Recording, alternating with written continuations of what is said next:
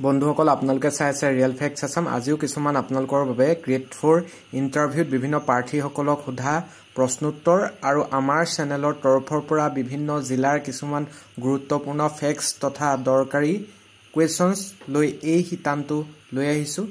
অসমৰ প্ৰথম ৰাজ্যপাল কোন আছিল? মহম্মদ ছালেহ আকবৰ হাইদৰী। মুখ্যমন্ত্ৰী আছিল লোকপ্ৰিয় গোপীনাথ বৰদলৈ। আজি ৰাজ্যপালৰ কথা সুধিছে। অসমৰ বৰ্তমানৰ মুখ্যমন্ত্ৰী ডক্টৰ হিমন্ত বিশ্ব শৰ্মা কিমান সংখ্যক অসমৰ মুখ্যমন্ত্ৰী? এইটো হৈছে 15 সংখ্যক মুখ্যমন্ত্ৰী আৰু ৰাজ্যপালৰ নাম আপোনালোকে জানে লক্ষ্মণ প্ৰসাদ আচাৰ্য অসমৰ বৰ্তমান ৰাজ্যপাল। পৃথিৱীৰ আটাইতকৈ ডাঙৰ দেশখনৰ নাম সুধিছে, ৰাছিয়া হয়। আৰু এটা কথা, যিবিলাক প্ৰশ্ন আমাক কৈছে বিভিন্ন প্ৰাৰ্থীসকলে আৰু যিবিলাক আমি ইতিমধ্যে ইউটিউব চেনেলত দিয়াই আছে, পুনৰ কিন্তু আমি ৰিপিট কৰি থকা নাই, যথেষ্ট কমন পৰিছে। যিসমূহ প্ৰশ্ন ইতিমধ্যে আমি বিভিন্ন ভিডিঅ'ত কৈছোঁ বা পূৰ্বৰ ADRE 1.0ত কৈ ৰাখিছোঁ বিভিন্ন ফেক্টছ ডিষ্ট্ৰিক্টৰ ওপৰত বা যিকোনো প্ৰশ্ন ডিষ্ট্ৰিক্টৰ ওপৰত, সেই যিখিনি প্ৰশ্নোত্তৰ সেইখিনি পুনৰ আমি ৰিপিট কৰি থকা নাই। সেইবাবে সেইখিনি প্ৰশ্ন আমি এই ভিডিঅ'ৰ আওতালৈ অনা নাই। পৃথিৱীৰ আটাইতকৈ সৰু দেশখনৰ নাম সুধিছে, ভেটিকান চিটি।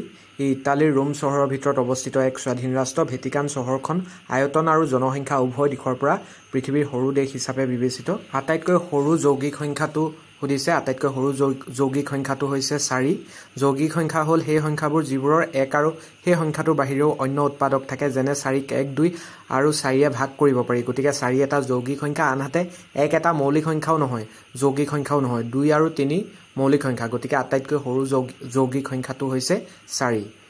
আৰু শূন্যকে ধৰি যিখিনি নেচাৰেল নাম্বাৰ্ছ আছে সেইখিনি হৈছে পূৰ্ণ সংখ্যা। আটাইতকৈ সৰু পূৰ্ণ সংখ্যাটো হৈছে 0। এইটো সুধিব পাৰে আপোনালোকক যে আটাইতকৈ সৰু পূৰ্ণ সংখ্যাটো হৈছে 0। এগৰাকী প্ৰাৰ্থীক এইটো প্ৰশ্ন কালি সুধিছে যে পৃথিৱীত কেইখন মহাদেশ আছে?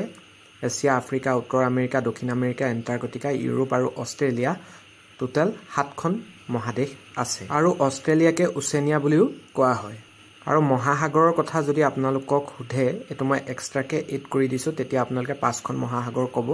সৰু সৰু কথা কিন্তু এবাৰ পুনৰ ৰিপিট কৰি দিছোঁ যাতে তাত খোকোজা লাগি নাযায় বা পাহৰি নাযায়। প্ৰশান্ত মহাসাগৰ আটাইতকৈ ডাঙৰ আৰু গভীৰ মহাসাগৰ। আটলাণ্টিক মহাসাগৰ দ্বিতীয়খন বৃহত্তম মহাসাগৰ। ভাৰত মহাসাগৰ ভাৰতবৰ্ষৰ দক্ষিণ দিশত অৱস্থিত। উত্তৰ মহাসাগৰ উত্তৰ মেৰুৰ ওচৰে পাজৰে এই মহাসাগৰখন সৰু আৰু কম গভীৰ। আৰু দক্ষিণ মহাসাগৰ, এই মহাসাগৰখন এণ্টাৰ্কটিকা মহাদেশৰ চাৰিওকাষে অৱস্থিত। আৰু আমাৰ এগৰাকী ছাবস্ক্ৰাইবাৰে PH কেণ্ডিডেটৰ ওপৰত ক'বলৈ কৈছে। PH কেণ্ডিডেটসকলক বহুত সহজ সহজ প্ৰশ্ন সুধিছে। পূৰ্বতে মই এটা ভিডিঅ'ত উল্লেখ কৰিছিলোঁ। এইবিলাক যিবিলাক কথা জেনেৰেল প্ৰাৰ্থীসকলৰ বাবে আমি আলোচনা কৰি আছোঁ, মানে আমাৰ যিখিনি PH কেণ্ডিডেট নহয়, সেই প্ৰাৰ্থীসকলক যেনেকুৱা প্ৰশ্ন সুধিছে একেই প্ৰশ্ন সুধিছে। আৰু PHৰ ক্ষেত্ৰত সাধাৰণতে তাতোকৈও সহজ সহজ প্ৰশ্নহে সুধিছে। আপোনাৰ নিজৰ ব্যক্তিগত জীৱন, আপোনাৰ পৰিয়ালত কোন কেনেকৈ আছে, আপোনাৰ সহায় কোনোবাই কৰি দিয়ে নেকি কাম কাজত, এনেকুৱা ধৰণৰ নিজৰ ব্যক্তিগত কথা কিছুমানে PH কেণ্ডিডেটক সুধিছে। আৰু মেডিকেল টেষ্ট এতিয়াই নাই কৰা। আৰু তেখেতে এটা কুৱেৰি সুধিছে যে মাৰ্কশ্বিট যদি কাৰোবাৰ হেৰাই গৈছে, ডুপ্লিকেট লিখা থাকে, তেতিয়া কোনো অসুবিধা নাথাকে। আৰু অৰিজিনেল চাৰ্টিফিকেট যদি আপোনালোকৰ সেই সময়ত দিয়া নাছিলে, তেনেহ'লে আপোনালোকে বিশেষ চিন্তিত হ'ব নালাগে। আৰু হায়াৰ ছেকেণ্ডেৰী পৰ্যায়ৰ ইয়াত ডকুমেণ্ট বিচৰাই নাই, মেক্সিমাম লেভেলটোহে বিচাৰিছিলে। গতিকে হায়াৰ ছেকেণ্ডেৰী পাছ হ'ব লাগে মেক্সিমাম। গতিকে কাৰোবাৰ যদি ক্লাছ 10 পাছৰ মাৰ্কশ্বিট চাৰ্টিফিকেট থাকে, কোনোবাই মেট্ৰিক পাছহে কৰিলে, হায়াৰ ছেকেণ্ডেৰী পাছ নকৰিলে, তেওঁতো চাকৰি পাব। গতিকে মিনিমাম যিটো এডভাৰটাইজমেণ্টৰ মতে কোৱালিফিকেশ্যন লাগে, তাৰ মাৰ্কশ্বিট চাৰ্টিফিকেট কেইখনে বেছিকৈ মেণ্ডেটৰী। গতিকে হায়াৰ ছেকেণ্ডেৰী পৰ্যায় আপোনালোকে যদি অনলাইন কৰোঁতে দিছে, তেতিয়া আপোনাৰ চাব। কিন্তু কোনোবা এজন মেট্ৰিক পাছ মানুহেও যদি ক্লাছ 8 লেভেলত উত্তীৰ্ণ হৈছে, তেওঁ হায়াৰ ছেকেণ্ডেৰী পাছ নহয়, হায়াৰ ছেকেণ্ডেৰী, তেতিয়াও কিন্তু তেওঁ চাকৰিৰ বাবে ইলিজিবল। গতিকে এইবিলাক বিশেষ কোনো অসুবিধা নাথাকে। হেৰালে আপুনি যদি পুলিচ কেছ দি মেলি ডুপ্লিকেট কপি উলিয়াই থৈছে, আপুনি একচেপ্ট হ'ব। এতিয়া লৈ আহিছোঁ আন দিনৰ দৰে কিছুমান ডিষ্ট্ৰিক্টৰ ওপৰত বা কিছুমান আমাৰ চেনেলৰ তৰফৰ পৰা আহিব পৰা সম্ভাৱ্য কিছুমান কথা, ইনফৰমেশ্যন। বঙাইগাঁও জিলাত কেইটামান বিখ্যাত জেগা আছে বা বিখ্যাত ঠাই আছে। তামৰঙা বিল, বৈঠামাৰী চাৰ্কুলত আছে বিষ্ণুপুৰ শালমৰা। শিলত কটা গুহা আছে, যোগীঘোপাত 5টা শিল কটা গুহা, শালস্তম্ভ বংশৰ দিনৰ এই গুহাটো উদ্ধাৰ হৈছে। আৰু বঙাইগাঁও চহৰৰ বীৰজৰা পাহাৰ আৰু বীৰজৰা চাহ বাগিচাই আগুৰি থকা মা বাঘেশ্বৰী মন্দিৰক 51টা শক্তিপীঠৰ লগত তুলনা কৰা হয়। নাগকাটি হিল আছে ইয়াত, কাটিং নোজ। USAৰ M কেফে পিকৰ লগত ইয়াৰ যথেষ্ট সাদৃশ্য আছে।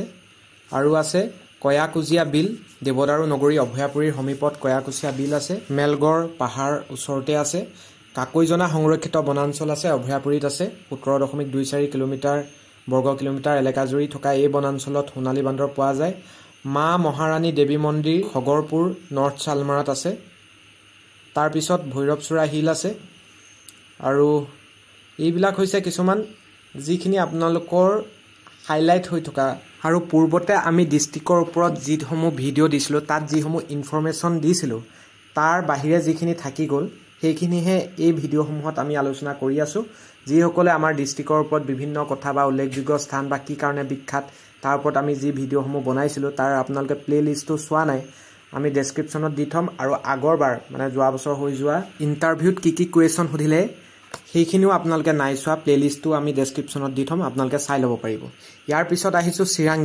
চিৰাং জিলাত আছে গেলেফু নামৰ এটুকুৰা ঠাই ভাৰত ভূটান আৰু আন্তঃৰাষ্ট্ৰীয় সীমা হয় 41 কিলোমিটাৰ কাজল গাঁৱৰ পৰা গেলেফু ভাৰত ভূটান ৰাষ্ট্ৰৰ আন্তঃৰাষ্ট্ৰীয় সীমা হয় গতিকে অতি উল্লেখযোগ্য স্থান কালামাটি আছে কোলামাটিৰ বাবে পৰ্যটকৰ আকৰ্ষণৰ স্থান তাৰ পিছত মোনাবিল পিকনিক স্পট ইকো টুৰিজিম সাদুমৰা এইবিলাক আছে পানবাৰী ৰেঞ্জ আছে দুইজিং ফেষ্টিভেল হয় আই নদী চিৰাং জিলাৰ মাজেৰে বৈ গৈছে এই নদীৰ মাজৰ হাগ্ৰামা ব্ৰিজৰ পাৰত দুইজিং ফেষ্টিভেল অনুষ্ঠিত হয় আৰু বিজনী সত্ৰ এই জিলাতে অৱস্থিত কালী মন্দিৰো অৱস্থিত অন্য এখন জিলা কোকৰাঝাৰ জিলাৰ ওপৰত কেইটামান অতিৰিক্ত তথ্য লৈ আনিছোঁ মহামায়া মন্দিৰ আছে মহামায়া মন্দিৰ বগীবাৰী অঞ্চলত অৱস্থিত চক্ৰশিলা অভয়াৰণ্যৰ কথা আপোনালোকে জানে ধীৰবিল আৰু ডিপ্লাই বিল নামৰ দুটা লেক আছে ধুবুৰী জিলাৰ আৰু থাকি যোৱা কিছুমান কথা হৈছে আপোনালোকে ডিস্ট্ৰিক্টৰ ভিডিঅ'টো চাই ল'ব আমি এইখিনি অতিৰিক্ত তথ্যহে দি আছোঁ দেই আৰু কিন্তু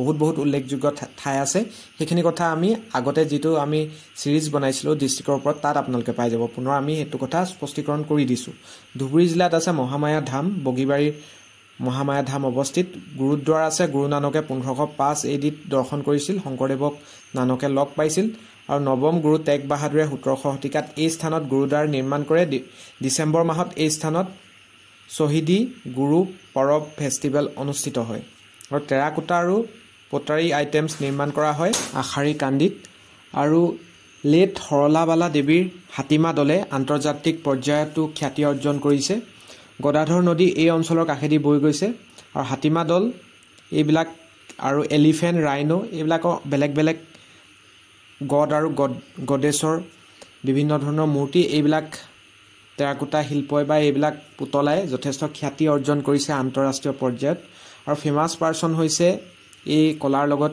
টেৰাকোটা শিল্পৰ লগত জড়িত হৰলাবালা দেৱী ধীৰেন্দ্ৰনাথ পল মহাদেৱ পল গকুল পল অশ্বিনী পল আৰু ৰঙামাটি মস্কো বেংগলৰ গভৰ্ণৰ হুছেইন শ্বাহে ৰঙামাটিত এই মছজিদ 1700 শতিকাত নিৰ্মাণ কৰিছিল পঞ্চপীৰ দৰগাহ আছে ৰজা ৰামসিংহৰ লগত অহা 5 জন সুফীৰ স্মৃতিত এই পঞ্চপীৰ দৰগাহ নিৰ্মাণ কৰিছিল আৰু এখন উল্লেখযোগ্য জিলা নলবাৰী জিলাৰ কেইটামান কথা আমি উল্লেখযোগ্য পুনৰ উনুকিয়াই দিওঁ আগৰখিনি আছে আগৰ সিৰিজটোত নলবাৰী ডিস্ট্ৰিক্টৰ ওপৰত আমি যেটো ভিডিঅ' বনাই থৈছো তাত আপোনালোকে ভালকৈ চাই ল'ব কিন্তু এইবিলাক কিছুমান অতিৰিক্ত তথ্যই আমি দি আছো এইখিনিয়ে মেইন পইণ্টছ নহয় যিখিনি থাকি গৈছে কথা উল্লেখযোগ্য ফেক্টছ সেইখিনি আনিবলৈ যত্ন কৰি আছো হৰি মন্দিৰ আছে 1965 চনত ৰাম বাহাদুৰ প্ৰতাপ চৌধুৰী অনুদানত এই মন্দিৰটো নিৰ্মাণ কৰা হয় বিল্লেশ্বৰ মন্দিৰ আছে আহোম ৰজা লক্ষ্মী সিংহ ইয়াক পুনৰ নিৰ্মাণ কৰে বাল্লিলেছা শ্ৰী শ্ৰী কালী দেৱালয় আহোম ৰজা শিৱ সিংহই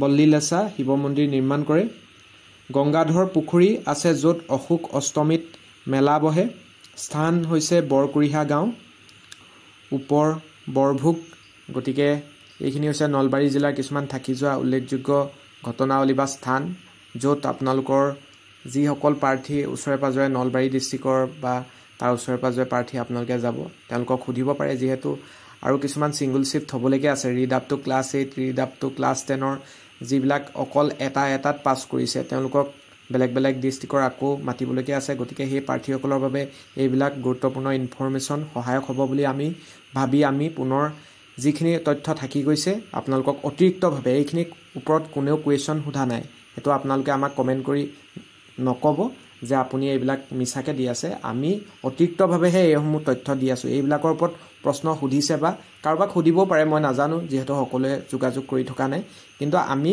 সম্ভাৱ্য প্ৰশ্নোত্তৰহে এইবিলাক ৰাখি আছোঁ গতিকে কমন যে পৰিবই কথা নাই কিন্তু কমন পৰিলে আমাৰো ভাল লাগিব যে কিছুমান অতিৰিক্ত তথ্যৰ পৰা আমি যিবিলাক প্ৰশ্ন সাধাৰণতে যদি পিছলৈ প্ৰশ্ন সুধিবলৈ একো নাথাকে অলপ টান কৰি গৈ থাকে সুধিব পাৰে এনেকুৱা প্ৰশ্ন তেনেকুৱা ভাবিয়ে আমি অতিৰিক্ত এনেকুৱা ধৰণৰ কথা বা ফেক্টছ আপোনালোকলৈ আনিবলৈ যত্ন কৰিছোঁ গতিকে আমাৰ এই চেষ্টাৰ বাবে আপোনালোকে যিসকলে নতুনকৈ চাই আছে চেনেলটো ছাবস্ক্ৰাইব কৰি দিবলৈ নাপাহৰিব তেতিয়া আমি আৰু অধিক কষ্ট কৰি আপোনালোকৰ বাবে অধিক কথা বা ইনফৰমেশ্যন আনিবলৈ চেষ্টা কৰি থাকিবলৈ আমি অনুপ্ৰেৰণা পাম ধন্যবাদ